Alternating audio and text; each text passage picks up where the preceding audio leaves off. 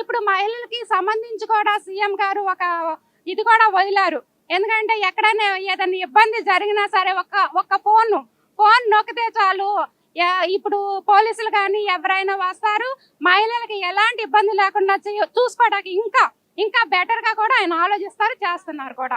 ఖచ్చితంగానండి. ఈ రోజున పట్టాల కార్యక్రమం జరుగుతుంది. నేను మా తాడేపల్లిలో మా అత్తమ్మ వాళ్ళకు కూడా పట్టాలు లేవు.